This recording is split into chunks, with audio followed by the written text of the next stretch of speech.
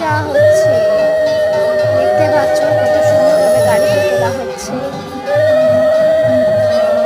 হরে কৃষ্ণ হরে কৃষ্ণ। তোমরাও বলো জয় গৌর নিতাই জয়।